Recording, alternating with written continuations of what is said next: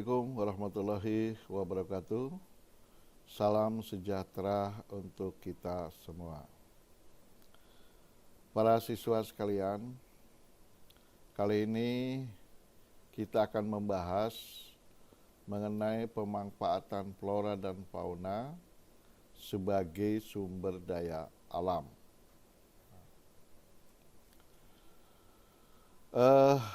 Para siswa, keanekaragaman flora dan fauna dapat memberikan manfaat bagi kehidupan. Juga dapat memberikan kontribusi terhadap kualitas udara, iklim, pemurnian air, penyerbukan, dan tentunya kepada pencegahan terjadinya erosi. Para siswa, bahwa dalam upaya pengembangbiakan, persebaran, dan pelestarian keanekaragaman flora dan fauna itu tergantung kepada manusia. Jadi manusialah yang bisa mengembangbiakan persebarannya, kemudian juga tentang pelestariannya. Baik, para siswa sekalian, kita awali dari bidang pertanian. Budidaya tanaman dengan sistem monokultur atau tanaman satu jenis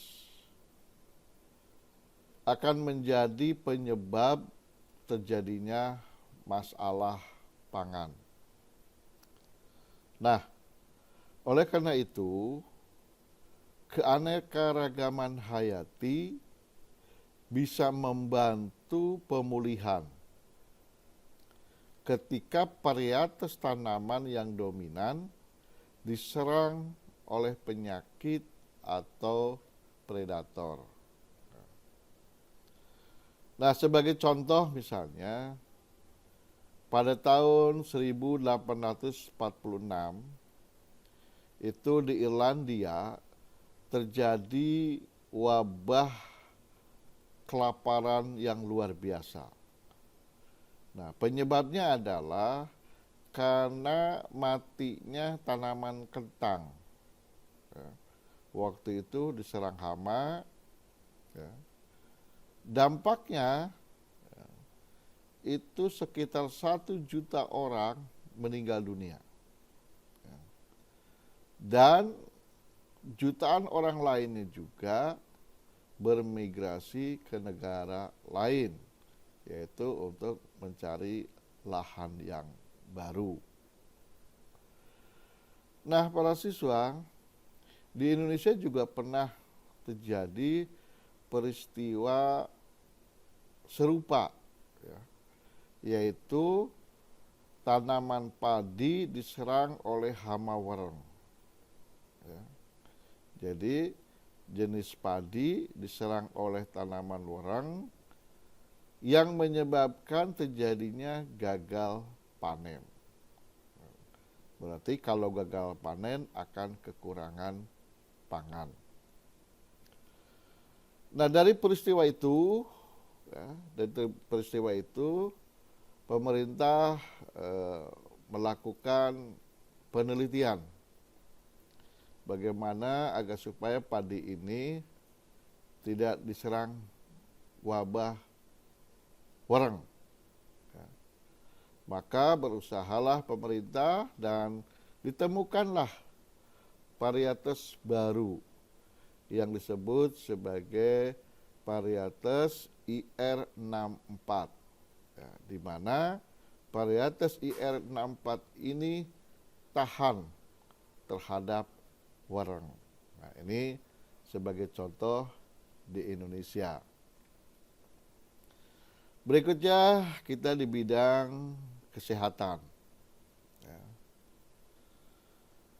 Pemanfaatan keanekaragaman hayati di bidang kesehatan yakni untuk memenuhi kebutuhan akan obat-obatan, di mana selalu berpacu dengan berbagai penyakit.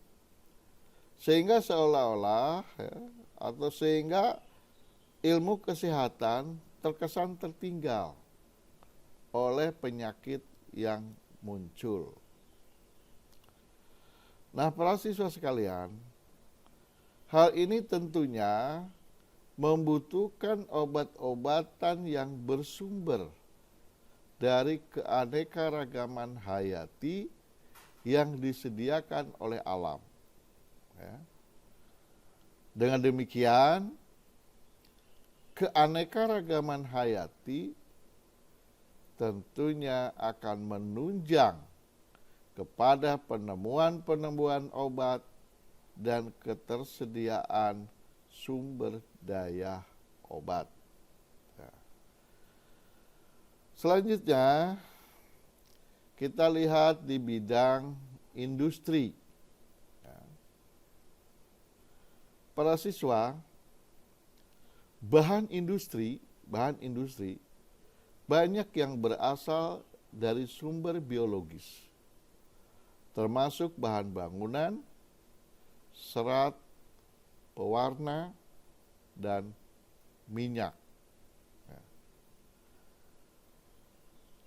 Tentunya keanekaragaman hayati itu menjadi penting untuk keamanan sumber daya. Misalnya air, kayu, kertas, serat, dan makanan. Nah, seperti kita lihat di contoh di gambar ini adalah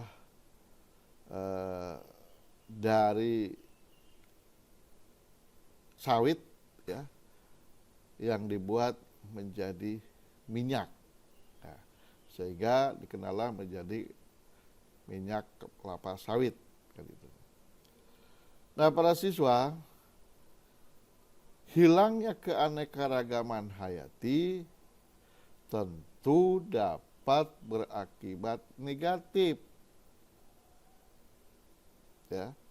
terutama pada bidang industri.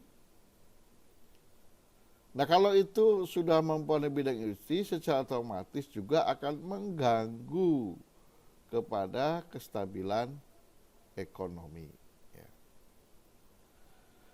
Dan selanjutnya kita pada bidang budaya dan keindahan. Para siswa sekalian, sebelum kita melanjutkan, mohon dan mengingatkan kepada para siswa agar mensubscribe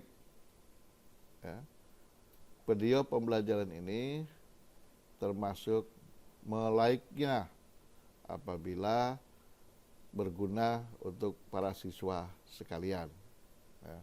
Karena subscribe dan like itu gratis, tidak bayar, sehingga silakan para siswa untuk subscribe dan like. Baiklah, kita lanjutkan. Budaya dan keanekaragaman hayati ini tidak dapat dipisahkan antara satu dengan yang lainnya. Hal ini bisa para siswa lihat dari keanekaragaman pemanfaatan keanekaragaman hayati, seperti kegiatan mendaki gunung, mengamati burung, kegiatan arum jeram, dan belajar di alam, atau juga memanfaatkan alam sebagai laboratorium. Kemudian yang kelima, para siswa kalian, di bidang jasa ekologi. Keanekaragaman hayati tentunya akan mendukung keseimbangan ekosistem seperti pengaturan atmosfer dan pasokan air. Keanekaragaman hayati secara langsung terlibat dalam pemurnian air, tentunya melalui siklus hidrologi.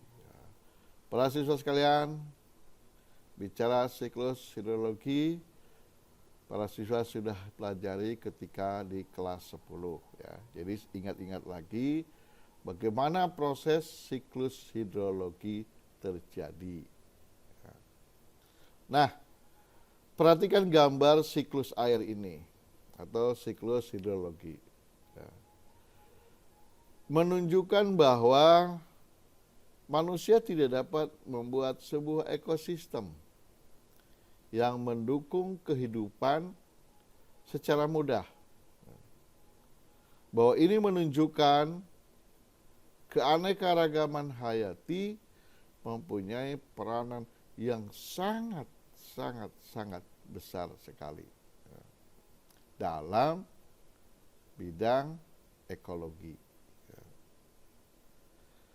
Kemudian yang terakhir dalam bidang pendidikan dan penelitian. Suaka Marga Satwa dan Cagar Alam merupakan tempat yang sangat ideal bagi tujuan pendidikan dan penelitian. Karena keadaan alam mempunyai kekhasan jenis-jenis hewan, tumbuhan, dan ekosistem. Nah, oleh karena itu, perlu adanya pengembangan dan pelestarian keanekaragaman hayati agar pembangunan berkelanjutan yang dapat dinikmati oleh generasi yang akan datang. Ya. Itulah para siswa sekalian, materi kali ini. Terima kasih atas perhatiannya. Mudah-mudahan bermanfaat untuk para siswa sekalian. Dan sekali lagi silahkan para siswa untuk subscribe dan like. Terima kasih. Assalamualaikum warahmatullahi wabarakatuh.